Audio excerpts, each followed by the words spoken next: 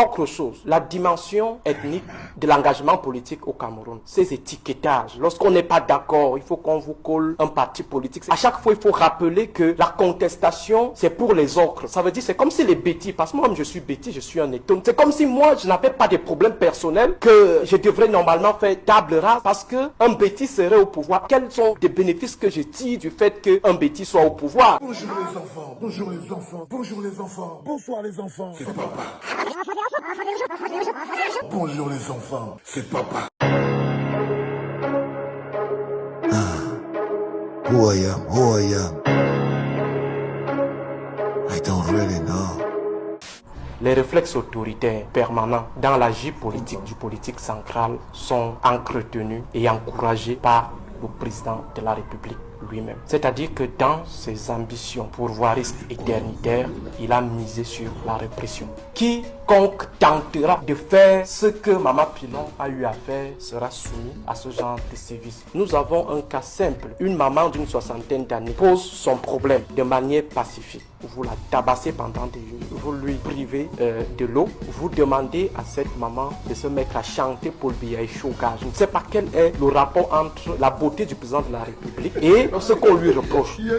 Autre chose, la dimension ethnique de l'engagement politique au Cameroun, ces étiquetages. Lorsqu'on n'est pas d'accord, il faut qu'on vous colle un parti politique. À chaque fois, il faut rappeler que la contestation, c'est pour les autres. Ça veut dire, c'est comme si les bêtis, parce que moi-même je suis bêtis, je suis un étonne. C'est comme si moi, je n'avais pas de problèmes personnels que je devrais normalement faire table rase parce qu'un bêtis serait au pouvoir. Quels sont les bénéfices que je tire du fait qu'un bêtis soit au pouvoir? Est-ce que l'eau coule au bas là parce qu'il y a un bêtis au pouvoir? Est-ce que l'eau coule à ça parce qu'il y a un bêtis au pouvoir? Vous voyez des gens qui adhèrent à cette idée de tribalisation du pouvoir ou alors du pouvoir du village et pourtant eux-mêmes sont des premières victimes de ce pouvoir du village. Donc c'est comme si dire que Biya n'est pas bon, il faut être forcément un non-bêtis. Dire que Biya n'est pas bon, il faut forcément faire allégeance aux Bamileke, aux nordistes. C'est comme si on désubstantialisait ceux qui sont bêtis. Ça veut dire que je ne devrais plus dire que Biya n'est pas bon, tout simplement parce que je suis bêtis et que je devrais faire des efforts pour que le pouvoir reste bêtis. Qu'est-ce que j'ai comme avantage? Le Camerounais doit rester acteur rationnel. Qu'est-ce que je gagne avec Biya au pouvoir? Qu'est-ce que je gagne avec Kamdo au pouvoir? Qu'est-ce que je gagne avec Bello Bouba au pouvoir? Un autre élément qu'il faut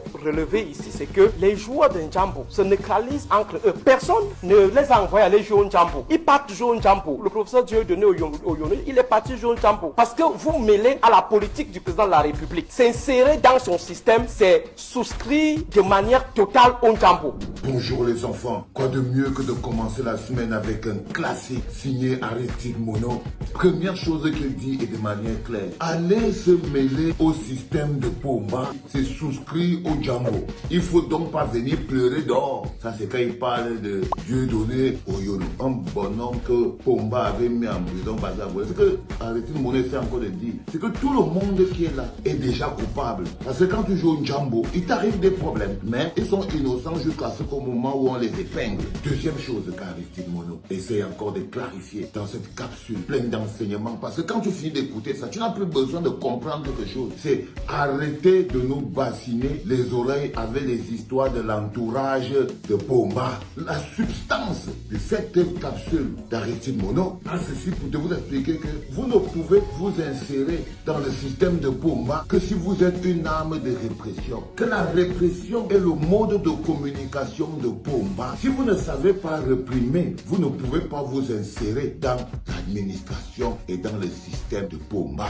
Non, on n'a jamais arrêté quelqu'un parce qu'il avait violenté quelqu'un. Parce que Pomba ne s'entoure que des gens capables d'être à la hauteur de sa répression. C'est pour ça que ses meilleurs amis, c'est des Bangui, c'est des Fauchibé, c'est des Tanganji. Ils ne s'entourent que ceux qui ont une capacité de répression solide. Ceux qui ont une capacité de répression énorme. C'est ceux-là qui intéressent Pomba. C'est ce que Aristide Mono essayait de dire.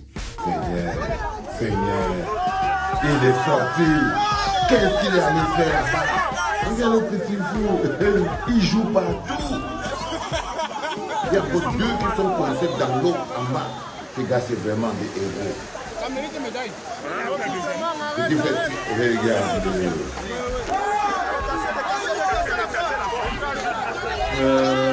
J'aime ça quand même, c'est des héros, ces gars. Il y a encore l'autre. les enfants et les jeux. Mais voilà, il remonte, Yoda.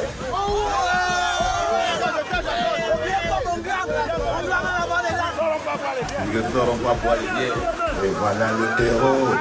Voilà le champion même. Voilà le champion des cœurs. Mettez les cœurs, mettez les cœurs, mettez les cœurs, mettez les cœurs, mettez les cœurs, mettez les cœurs, mettez les cœurs. Le petit partagé. Mettez les cœurs, partagés, mettez les cœurs, partagés. Oh, les enfants, mettez les cœurs partagés. Ça, c'est une image du Cameroun qui est belle. Pour ceux qui ne comprennent pas, les enfants sont allés se retrouver coincés en bas. En temps normal, personne n'aime prendre le risque pour quelqu'un. Vous voyez souvent là au Cameroun, là. Parfois, quelqu'un est en train de se faire bastonner par quelqu'un, personne n'intervient. Un enfant tombe quelque part, personne n'intervient. Et j'avais fini par croire que parfois la maison de quelqu'un brûle. Tu entends quelqu'un dire à côté, moi quoi, il a refait quoi. Et ça, c'est le nouveau type de Cameroun. C'est les choses qui me font savoir que tout n'est pas perdu. Mets-toi un peu ici, Yoda. C'est des choses qui me font savoir que quand je regarde ça, c'est cette partie de mon peuple que j'aime. Parce que je sais qu'il y a encore des gens comme celui-là au Cameroun. Je sais qu'il y a des gens qui pensent aux autres, qui peuvent risquer leur vie pour les autres. Ce monsieur est un héros pour cette journée parce qu'il vient de donner une leçon de solidarité, une leçon de protection, quelque chose qui n'existe plus. Vous voyez très bien qu'il y a la police là partout. Bon, c'est vrai qu'il y a aussi un autre policier qui est aussi en train de tirer la corde et tout. Oui. Mais c'est un comme toi, comme moi, qui a vu 3 enfants. C'était 3 familles qui devaient être endeuillées. Voilà 3 enfants, n'eût été le courage de ce héros camerounais, ce nouveau type de Camerounais. Ils sont en tenue, eux sont en train de l'aider à tirer la corde. Mais lui, là-bas, c'est la preuve que tout n'est pas perdu. C'est la preuve que tout n'est pas perdu. Ce n'est ni au nom du chef de l'État, ni sur haute instruction que ce héros a décidé de sauver ces jeunes. Mais il a réagi comme quelqu'un qui vit dans un autre mindset. Le mindset d'après 2025, ça c'est un Camerounais de après 2025. Parce qu'après 2025, ce sera le nouveau Cameroun. On sera un nouveau Cameroun avec un nouveau type de Camerounais. Et le nouveau type de Camerounais de 2025 ne pourra pas voir des enfants en train d'être en danger sans qu'ils réagissent. Il n'aura pas besoin d'être payé pour ça. Oh oui.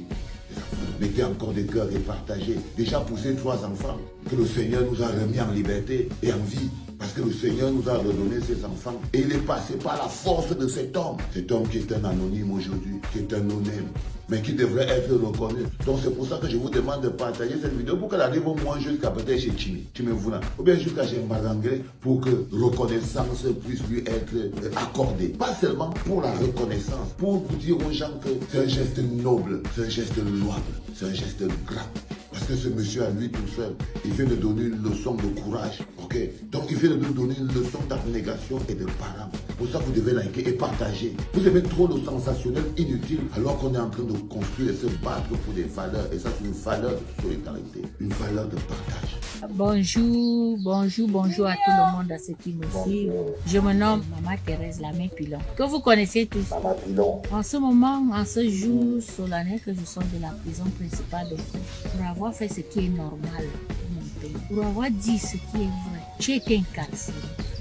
Et le temps que Dieu a voulu, j'aimerais dire une chose, nous ne luttons ni contre la chair, ni contre le sang, mais contre les esprits qui nous jouent, les esprits méchants. Alors, ce n'est pas la nourriture qui édifie, ce n'est pas la nourriture qui rassasie, mais les idées dans la tête. Et ce sont ces idées que moi, je sors avec. Je remercie ceux qui m'ont encadré. Je remercie l'administration pénitentiaire pour m'avoir appris la vie sociale et à la vie politique. C'est bon d'être prisonnier politique que d'être prisonnier simple. Parce que j'aime mon pays. Et je combattrai pour mon pays jusqu'aux dernières énergies.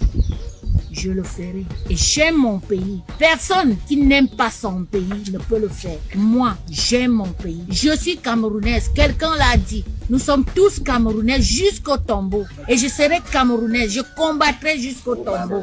Mais mes os combattront pour mon beau pays, le Cameroun, que j'aime tant. Je vous salue. Quelqu'un qui n'aime pas son pays ne peut pas partir en prison pour son pays, ne peut pas souffrir pour son pays. Maman Pilon, je vais commencer par dire merci d'être ce genre de maman qui n'existe plus de nos jours. Mais maman, courage. Elle a dit quelque chose de précis. Nous ne luttons pas contre la chair, nous ne luttons pas contre les mains, les pieds, le matériel. Nous luttons contre ces esprits qui nous gênent, contre ces esprits qui nous gênent. La grandeur qui existe à être un prisonnier politique. Vous savez, elle a dit beaucoup de grandes choses en quelques phrases. Elle vous dit, vaut mieux être un prisonnier politique que d'être un prisonnier tout court. Ça veut dire par exemple que quand vous voyez, vous ne pouvez pas comparer le Che Guevara et Atama Nakuna. Un prisonnier politique est un prince. C'est quelqu'un qui a suffisamment d'amour pour son pays au point où il est prêt à aller en prison pour ça. Ça veut dire que vous êtes un homme qui est capable de faire le sacrifice ultime pour vos idées. Alors vous n'êtes plus en train de lutter contre la chair, mais ce sont des idées. C'est une maman de plus de 50 ans, 60 ans qui apprend ça à des jeunes ayopistes. Cette maman, en 1 minute et demie, vient de donner un cours de détermination, de patriotisme et d'amour pour son pays. Elle a encore quoi à gagner, mais elle a dit, vous ne pouvez pas ne pas aimer quelque chose et partir en prison. Une leçon à tous ces jeunes rampants qui, avec la force dans le corps, décident quand même que la position du mendiant qui rampe quand même, qui respecte l'institution, qui respecte les aînés, qui s'aligne, qui s'allonge par terre pour dire aux hommes de 95 ans, 100 ans d'être le projet de leur vie. Eh oui, Maman Pilon a remercié même l'administration pénitentiaire de...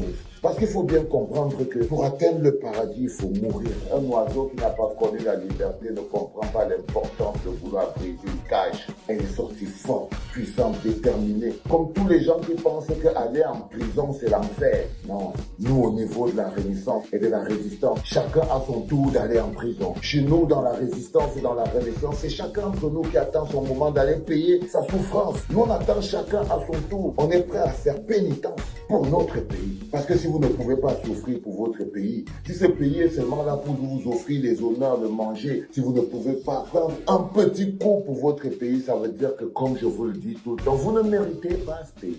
Parce que vous n'êtes pas capable de souffrir comme Maman Pilon pour ce pays. Vous voyez des jeunes qui deviennent des cabros sardinats. Vous avez vu Maman Pilon, les cabris? Ok? Vous êtes jeune, vous n'avez même pas la moitié du courage de cette âme. Là, vous la voyez là. Vous prenez le courage de tous les gars des cabris là. Vous les prenez en sac. Vous remplissez dans un sac. Le poids de leur courage mélangé n'atteint même pas les 1/100e du courage de Maman Pilon. C'est la grandeur. La grandeur qu'un petit politicien bas de gamme ayopiste, ventriste ne peut pas comprendre. C'est une grandeur qu'ils ne peuvent pas comprendre. Non. Regardez Maman Pilon, elle est entrée en prison, elle avait 60 ans, elle est ressortie à la Nakara. Ça s'appelle la Renaissance. Nous n'avons pas peur de payer de notre souffrance pour notre pays. C'est ça la différence entre vous et nous. La Renaissance n'est pas qu'un bas mot, c'est une vérité, c'est une réalité. On va renaître. C'était papa. On t'a pas validé. Validé, validé, est-ce qu'on t'a validé? Validé, validé, est-ce qu'on t'a validé? Validé, validé.